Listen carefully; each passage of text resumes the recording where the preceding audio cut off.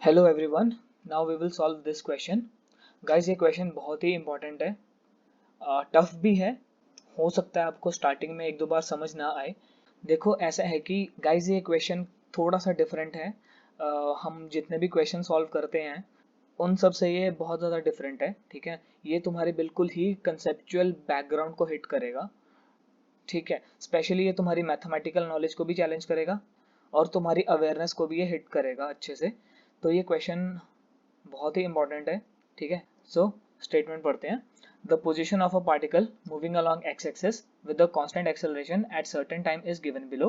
सो ये हमें एक टेबल दिया गया, इसमें बताया गया कि t इज इक्वल टू 0 पे पार्टिकल था पहले -2 पोजिशन पे, फिर t इज इक्वल टू 1 पे 0 पे, t इज इक्वल टू 2 पे 6 पे, and similarly t is equal to 3 पे पार्टिकल था एट 16 मीटर्स। ठीक है, अब हमें फाइंड करना है average velocity in first 3 seconds, position of a particle at the end of fourth second if particle continue to trend। ठीक है, और लास्टली हमें फाइंड करना है acceleration of a particle at time t is equal to 3 seconds.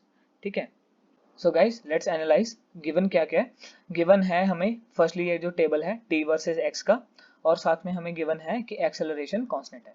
ठीक है, acceleration constant का मतलब that is equal intervals of time में एक्सेलरेशन की वैल्यू सेम ही है। सो अब हम इसका फर्स्ट पार्ट सॉल्व करते हैं, that is average velocity. So average velocity का जो बेसिक जो फॉर्मूला है वो वही है, total distance upon total time. ठीक है गाइस, टोटल टाइम तो हमें दिया गया है 3 सेकेंड्स का। ठीक है, but what about total distance? ठीक, टोटल डिस्टेंस 16 है? नहीं, रिमेंबर पार्टिकल -2 से स्टार्ट किया है, so it won't be 16, it will be final minus initial, that is final is 16 minus initial is -2, that is 18।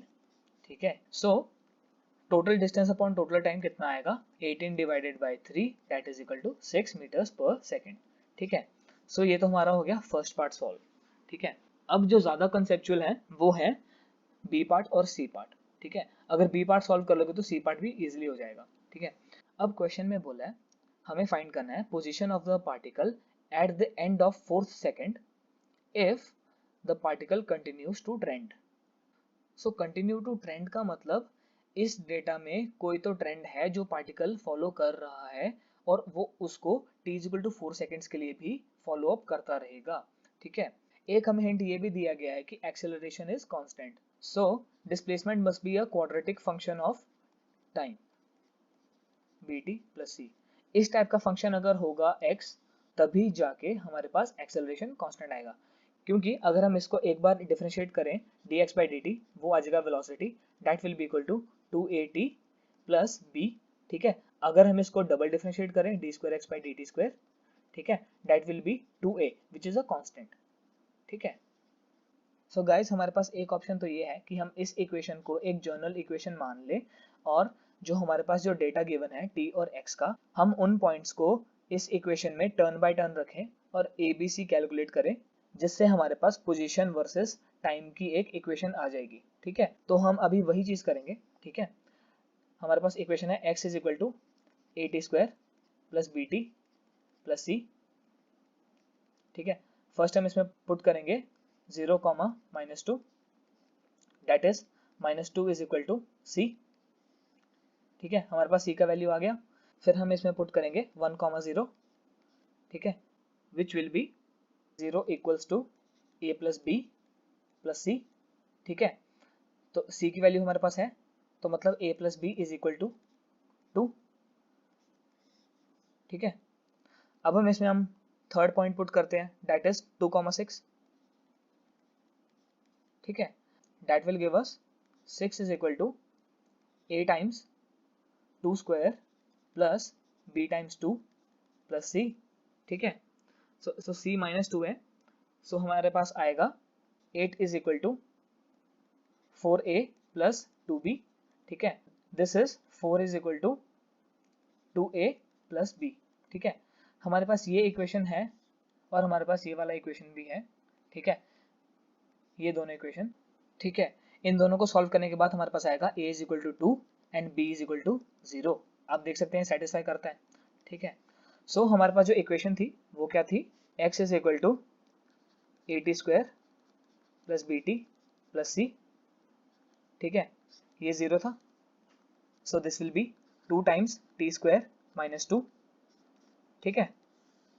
हमारे पास equation of x with respect to t आ गया, ठीक है। अब हमें सॉल्व करना था position of the particle at the end of 4th second if the particle continues to trend, ठीक है। तो हम इसमें simply t is equal to 4 second रख देंगे, तो हमारे पास आ गया x is equal to 2 times 4 square minus 2 which is 4 4 16, 16 2 32, 32 minus 2 is 30, okay. So x is 30, ठीक है, at t is equal to 4 second, ठीक है। हमारे पास ये भी आ गया और हमें एक्सेलरेशन भी फाइंड करनी है। हमारे पास जो इक्वेशन है x is equal to 2t square minus 2, इसको डबल डिफरेंशिएट कर देंगे तो हमारे पास जो आंसर आएगा वो आएगा 4 मीटर्स पर सेकेंड स्क्वायर, ठीक है। सो हमारा क्वेश्चन सॉल्व हो गया। बट वेट, अगर हम थोड़ा सा लॉजिकली चलेंगे तो हम इसको थोड़ा इजीली सॉल्व कर सकते हैं without even deriving the equation. Guys ये जो मेथड यूज किया था मैंने, ये पूरा लेजिट है, ठीक है। मतलब ये कोई शॉर्ट ट्रिक नहीं है, ये डेफिनेटली काम करेगा हमेशा, ठीक है। बट जब मैंने इस क्वेश्चन को फर्स्ट टाइम सॉल्व किया था तो मैंने एक थोड़ा सा डिफरेंट वे यूज किया था, क्योंकि इस क्वेश्चन के बी पार्ट के एंड में बोला गया था पार्टिकल कंटिन्यूज टू ट्रेंड, यानी कि जो हमें डेटा गिवन है उसमें कोई ना कोई ट्रेंड है, ठीक है। सो हम अपना डेटा यहाँ पे लिख लेते हैं 0 1 2 3, ठीक है, फिर -2 0 6 16, ठीक है, 4 हमें नहीं पता, 5 हमें नहीं पता, अभी के लिए नहीं पता, ठीक है। ये था x, ठीक है। ये तो टाइम है, टाइम में तो क्या ही पैटर्न होगा, लेकिन पोजीशन में पैटर्न हमें जरूर फाइंड करना पड़ेगा। ये एक पर्सनल टिप है, कभी भी मुझे अगर कोई भी एक सीक्वेंस दिख जाए जो कि बहुत ही अनोनिमस है, सो मैं क्या करता हूँ उनके जो सक्सेसिव जो टर्म्स है उसके बीच का डिफरेंस निकाल लेता हूँ, ठीक है। सो इसके बीच में डिफरेंस कितना है, इंक्रीमेंट है 2 का, इसमें इंक्रीमेंट है 6 का, इसमें इंक्रीमेंट है 10 का, ठीक है। मुझे अभी भी कुछ खास दिख नहीं रहा, ठीक है।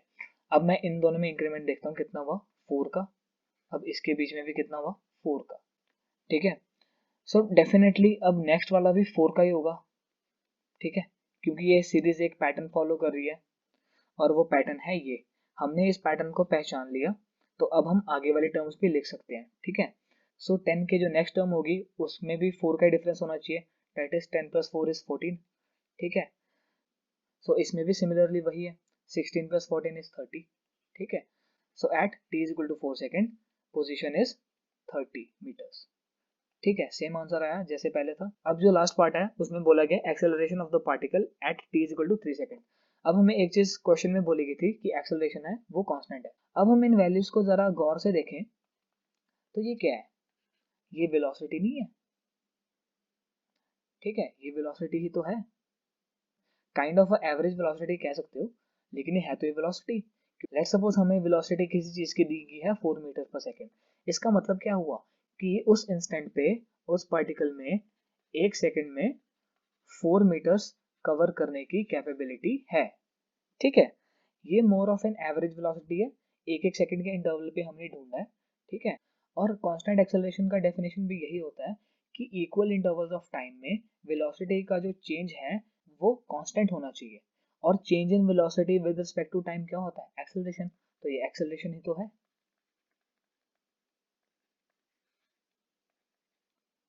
ठीक है। तो ये तरीका भी है इस क्वेश्चन को सॉल्व करने का, ये more of experience based analysis है, ठीक है। बट आप इसको भी रिव्यू कर सकते हो, ठीक है। सो हमारा क्वेश्चन सेकेंड वे से भी सॉल्व हो गया। Guys do follow me on my Telegram channel, ठीक है।